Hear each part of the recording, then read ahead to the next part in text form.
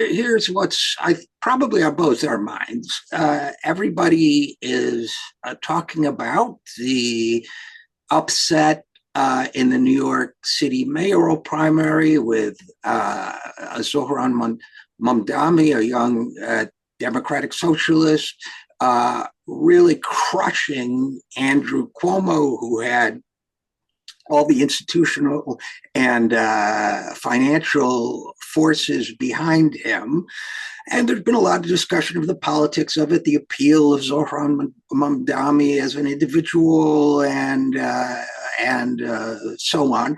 But what fascinates me about this is the idea of what a democratic socialist might do once in office. And it's not a sure thing that he will be take office as New York City's mayor. They'll try to stop him, but he's got a good chance. And you are, I think, uniquely positioned to discuss that because not only are you an economist and economic historian and someone who understands the history of and philosophy of democratic socialism, but you yourself ran for mayor of New Haven, Connecticut when you lived there, and at another time, I believe, for city council. You're doing increasingly well. Probably would have gotten elected if you hadn't left the city. Longtime resident of New York City now, so you know that city. And I'm really intrigued by the question of, okay, democratic socialist, in this case, Zohran Mamdani, takes office as mayor, walks into City Hall on a Monday morning, and then what? How does he actually, Mamdani is talking about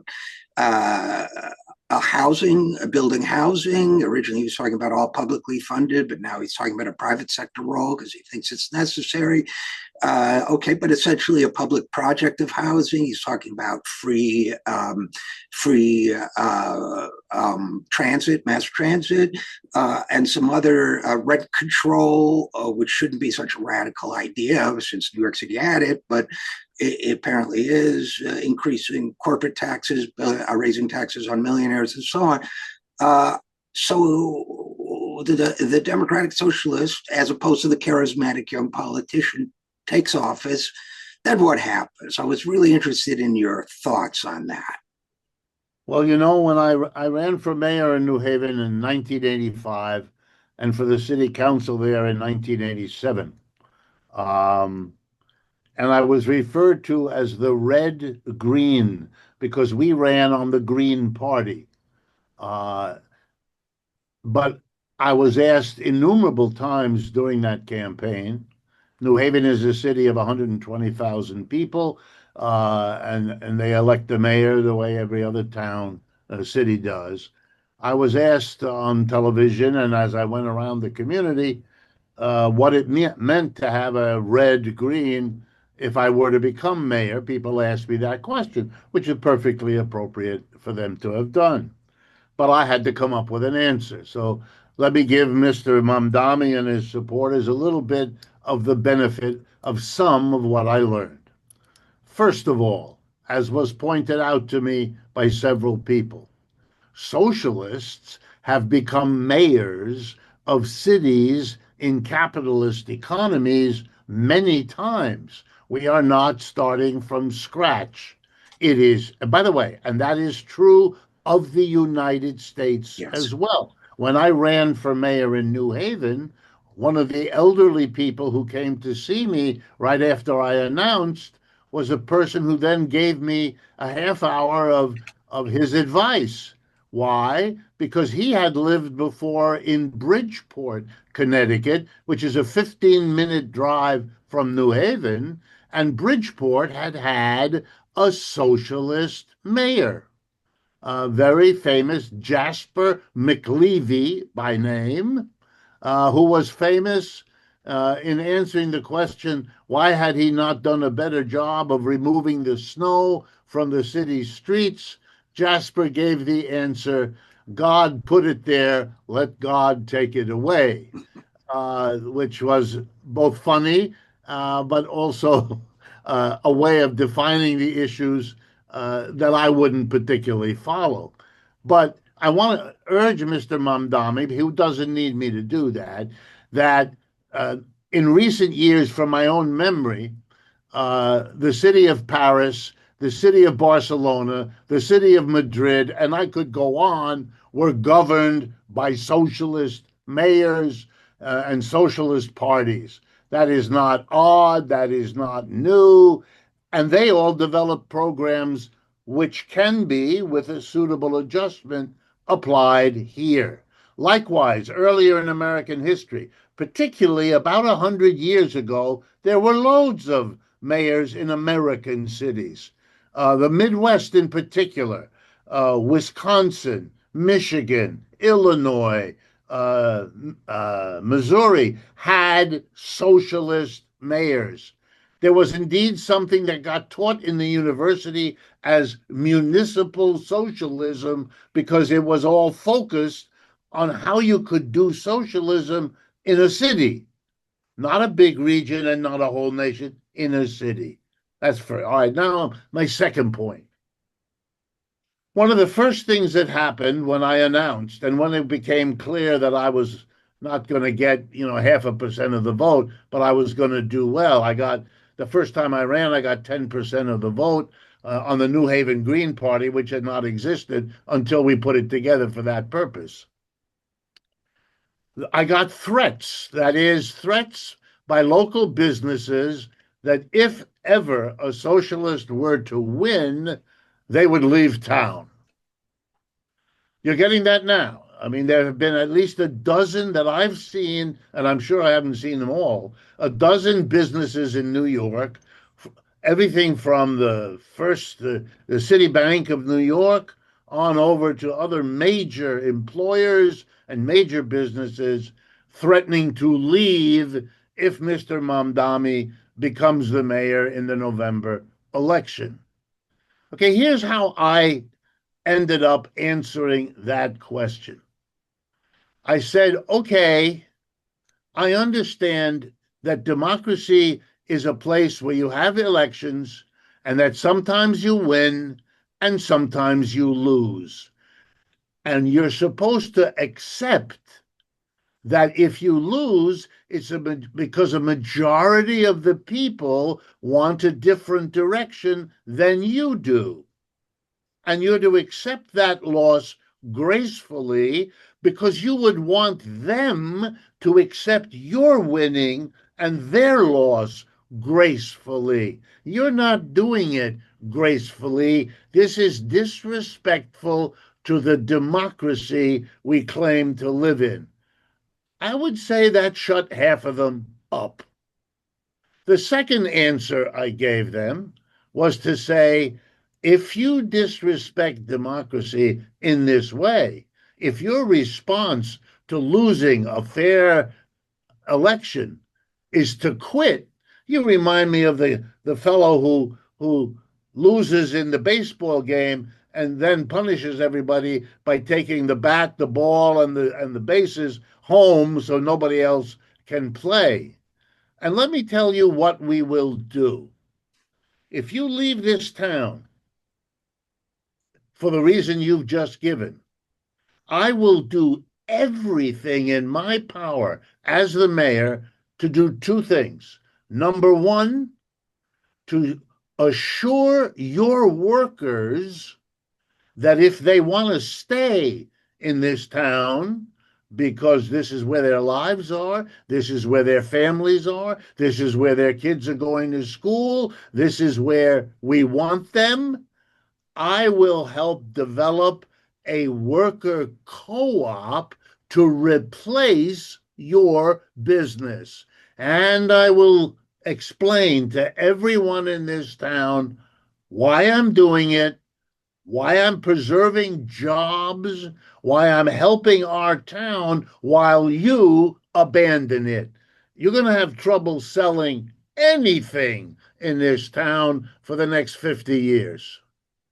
When I finished that, the applause taught me, oh, this I'm going to repeat, because you should have seen the auditorium erupted because they've been held back by businesses threatening in that way. Anything that you don't give us a tax benefit, you don't give us a subsidy, you don't give us a zoning adjustment, whatever it is they want, if you don't do it, we leave. And the answer has been, oh, please don't leave. What do we need to give you? The alternative is what I was telling, groping my way forward. I think we could work with Mr. Mamdani and develop that kind of an argument on a very powerful scale. And then the last issue, and there are many, but the last one I want to throw in there is the obvious one. I mean, the power of the people, they are the majority, is also the power of taxation. We have a tax system that favors corporations and the rich. It would be easy for me to show that for New York City. The statistics are obvious. Everything from how we assess the value of property subject to the property tax on up to the way we have a sales tax and the way we have an income tax. All of those things could be handled differently. And I'll give you, just to stop, because I don't want to take too much time. We have a sales tax that's a flat rate.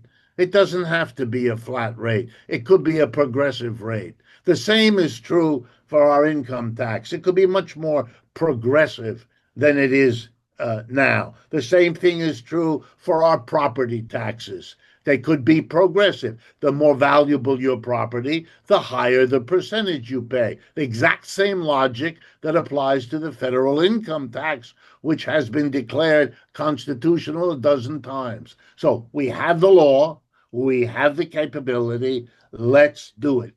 Mr.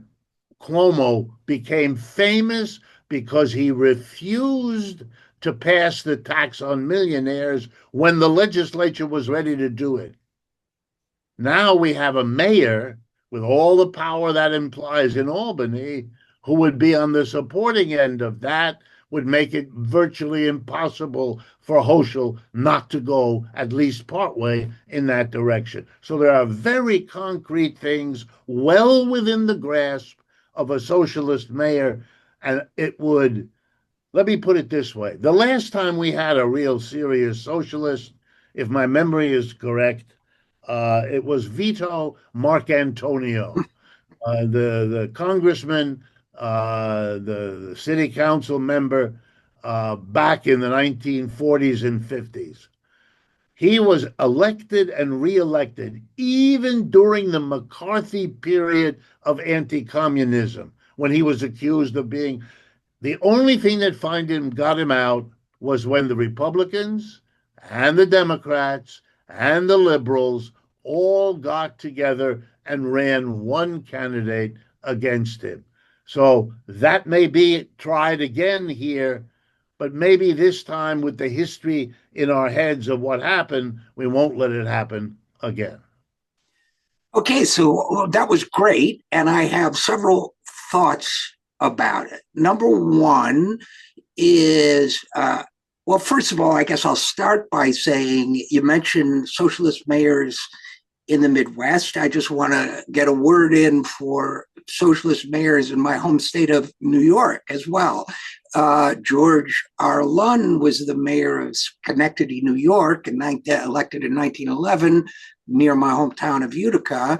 One of his top aides was Walter Lippmann, who eventually went on to become a sort of mainstream liberal newspaper columnist, extremely influential. But I think he started out, if I recall correctly, as press secretary to Mayor George Lunn of the Socialist Party of America.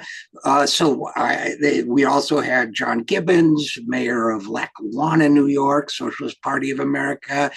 And Benjamin Nichols is listed here from 1989 in Ithaca, but I think that's just because he was a DSA member. But New York State contributed to this tradition as well. I also want to mention that that in the conversation about New York City in particular, you and I remember a time when New York City was actually affordable to a broad variety of people with a broad variety of careers. If you want to pursue the arts, as I did as a musician in New York City, There were all sorts of options, lofts, affordable apartments. I mean, they may have been cockroach ridden and whatever, but you actually, the idea of New York for 100 years or more was a place where people went to pursue writing, playwriting, theater, music, painting, and that's gone because it's gotten so expensive. 25% of the city lives in poverty. That's sort of accepted as a given. Many parts of Manhattan are now essentially, I think, they're like theme parks for the wealthy. It's like being in Disney World, but the characters are Wall Street brokers, and that's all just taken for granted. Hey, the city's expensive. But when you say that somebody making $1 million a year, clearing $1 million a year, I should point out, taxable income, might have to pay another 10, 20,000. Oh, that's not so good. Well, then who pays for an expensive city? That's a conversation people don't want to have. And the only other point I would make is to your excellent list of responses to businesses who say they're going to leave town is, people are very aware of what that might do to the city's gross product, it's the size of its economy, and so on. What never gets discussed in that is, well, if these businesses leave and take their campaign cash with them, that could be a net win for the citizens of that city. So, in the time-honored tradition of New Yorkers everywhere, I would use the acronym GTFO, forget the F out, if you feel that way, because we'll just make sure that you're not distorting and hijacking our politics like you have been for the last 75 years. I don't know. What are your thoughts on that? No, I love that. I mean, I think you and I and the time that we have can only scratch the surface on creative uses. Uh, Here's another one.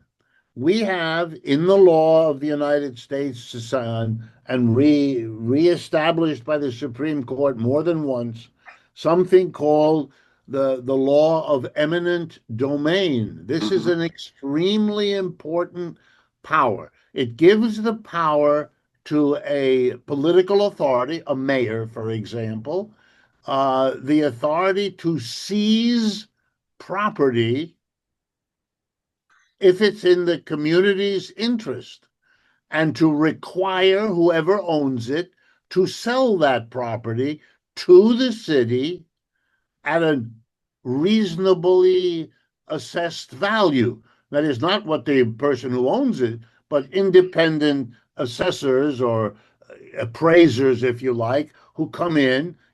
Typical the way cities do it is you get three of them, two local, one from outside, and you take the mean, the average of them, and that becomes the terms, but the seller cannot refuse.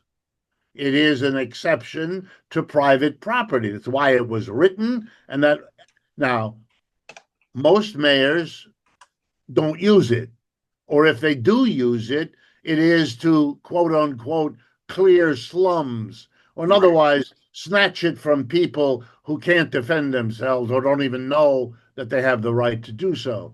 But we don't have that problem with Mr. Mamdani. And the question is to assemble the proper lawyers in the city's legal advice to begin to talk about.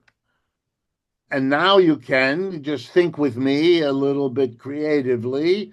Uh, a, a business that threatens to leave might discover that the property around it is being designated via eminent domain to produce a park, which will change what they're doing. In other words, all the power of the political that is normally used to reinforce capitalism.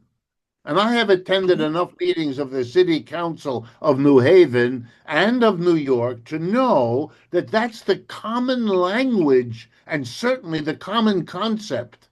The job of the elected officials is to make the existing system work better, usually in terms of the existing system's leaders. You now have a new situation. The existing system is capitalism, the mayor, who has the political authority of an election by universal suffrage, says, I want a different system. There has to now be some negotiation. I'm not saying that everything the socialist wants, he gets, but I'm certainly saying that everything that the capitalists always wanted, which they always got, that has to change, and that will change. And that's part of what a socialist mayor can do. He can open up the space that you and I are just beginning to pry open a little bit in this conversation. There is, in fact, an enormous treasure chest of past experiments, past experiences that can be utilized to do this in a way that may surprise you. I had a friend, and I gave her some advice, a woman in California who went to work in a town there where the biggest enterprise was Chevron Oil, and she made creative use, or at least she tried to make creative use of eminent domain to go after the oil company, which employed most of the people in her town. I believe Richmond, Yes, California. yes, So Richmond. Yeah. yeah, and she later became a candidate, I believe, for vice governor or whatever it was. So I mean, there is this enormous experience, and Mr. Mamdani, by being in New York, can reach out and gather and touch and make really good use of the history and the experience that is out there to help him. And let me give you another perspective on that. I think that's a great point. There are also snapshots from New York City's own history that, while not explicitly the result of socialist policies, show that the city was able to function without the levels of glaring inequality and unaffordability that it has today. I'm thinking, for example, of my great uncle, Jack Eskow, who, well, he was a numerologist, which was like a Kabbalistic thing he brought over from the old country, mystical thing, but he made his living as a cab driver. And Zoran Mamdani, by the way, did a hunger strike for cab drivers, I read the other day. So Uncle Jack was a cab driver. He made enough on a cab driver's income to be the sole breadwinner for his entire family, raise his kids. His kids went to college. They had excellent professional careers. His nephew, my grandfather, was a tailor when he came to this country, and a union activist. God bless him, or somebody bless him. And he was able to raise a family of four, also on a tailor's income. He was able to pay for, among other things, what they now consider like a luxury pre-war apartment in the Upper West Side. Of course, it was pre-war. The war hadn't happened yet. But my point being, with these relatives, that I have personal memory of people who lived in a New York that was very hospitable to working people. There must be some lessons from that. I certainly, in my life in New York City, was experienced rent control. Not enough, but I experienced it when it was a major part. Still some units left, I guess, under rent control, but when it was a big deal, the city worked. That's my whole point. The city worked at these times. So not only are there are these democratic socialist tools you're talking about, but the end result of those tools is not utopian. I think, unless you disagree with me, I think we've seen it in recent history. We've certainly seen components of it, and we should rescue those components. The more I talk to you, the more I come back, because I used to read up on it. There were two of these famous Italian-American politicians, Vito Marcantonio and Fiorello LaGuardia.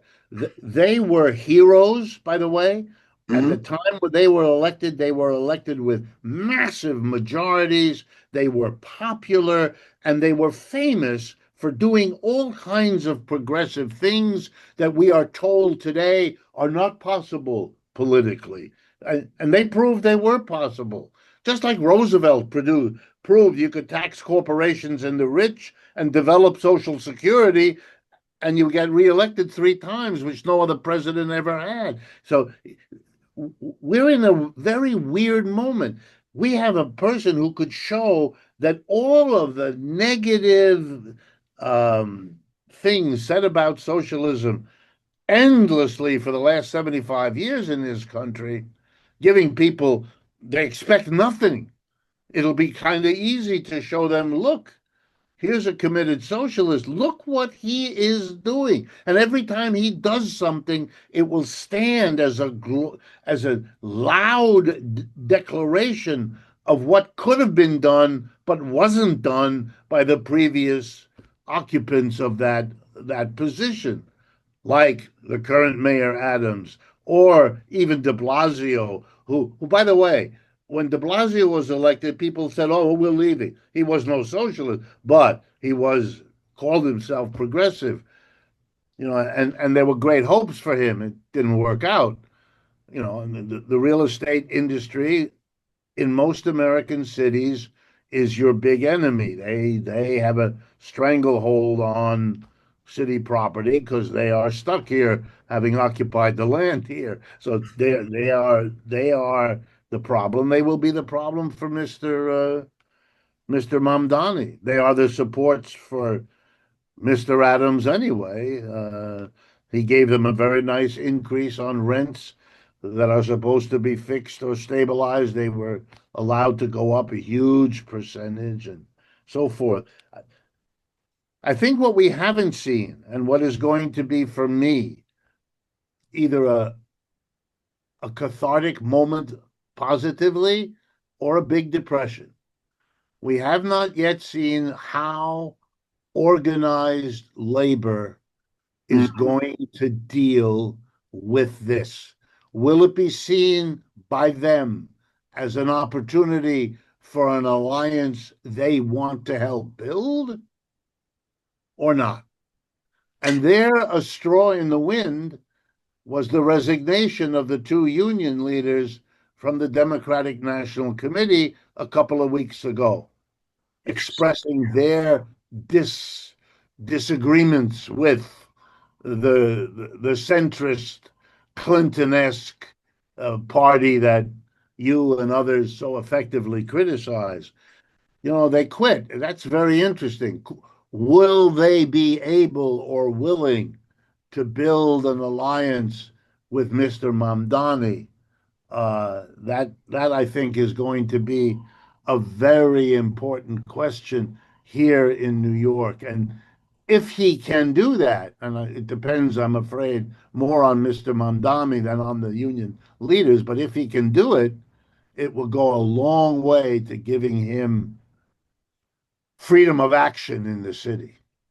And I guess I'll close with this thought, a little bit of a violation of what I said at the beginning, but just a little bit of the political or communications dimension to it, because it's really important when you're talking about these kinds of policies.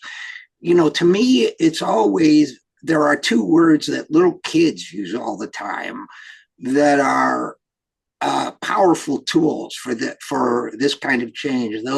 Those 2 words are why and so. And I think part of Mamdani's success has been because they've said, oh, but you are a democratic socialist. So, but you're going to have to surrender to compromise with the business interest in the city. Why? I think you multiply that over a number of issues. Oh, you can't do that. You can't. It's impossible to restore rent control. Why? Tell me why. We did it once. Why can't we do it now? We've never had free mass transit. So, to me, we're going to have to encourage, not that he cares, I guess, but Mr. Mamdani and all of his supporters should lean into what's been so successful for him so far, which is why. And I would say all of us who hold these views around the country, because I hope this campaign gets replicated in many ways, in many places, should use that as a mantra. That's my closing thought, but what's yours? No, I like that. I think those are the two great questions. And because of this peculiar history in which socialism and Marxism and communism and anarchism and all of that have been thrown into become a basket of negative synonyms, that we're climbing out of a very dark period, the dark ages of modern times. And people are discovering that socialism isn't all the evil ogre it has been portrayed. I can't tell you the number of times I'm on a debate where my opponent said, "Well, socialism has never worked anywhere." And then as I rattle off the examples of where it has, they don't know what to do. They have repeated that nonsense so often that, like my mother used to say, if you're a liar, you end up, the one who's really fooled is you. You end up believing your own lies. Other people see through them. We're at a point where these elections are prying open the space for all new kinds of thinking to build out of the socialist tradition. Now going 2 centuries in every country on earth, there's a wealth of innovations and attempts and trying. There are, just one more. There are, at last count, the Public Banking Institute of the United States keeps track of this. There are, I think, 2,000 cities and states in America right now that are discussing or have bills pending to set up public banks. That the North Dakota has a public bank. North Dakota has had it for the last century. And right. Every effort of the big American banks to close that down in North Dakota, by the way, one of the most conservative political states in the Union, have failed. They are proud of their Republicans are as determined as their Democrats to keep the Bank of North Dakota owned and operated by the state for its citizens. Wow, you want to talk about what socialism could do? How about that? How about banks whose first obligation is to invest in what the community says it needs, not in what's most profitable for a private investor? The whole nature of housing, of cities, of zoning, all of that is changeable. And Mr. Mamdani can be an agent of change in a way that will make him go down in history as one of America's great reshapers, as important, if not more so, than Robert Moses ever was. And without displacing people from their homes. And I just close on the national level, Social Security and Medicare. Oh, you think socialism doesn't work? You don't like Social Security? Where do you think the word social came from?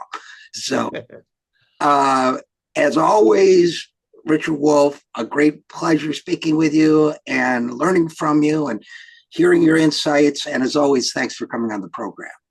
My pleasure. And thank you for having a program like this where all of these kinds of things can be put out there for people to think about and digest and make use of. Thank you. And we'll be right back after this. I'm Richard RJ Eskow, and this is the Zero Hour. We depend on your support here at the Zero Hour, so please give whatever you can at any of the links you see on your screen. Thanks so much.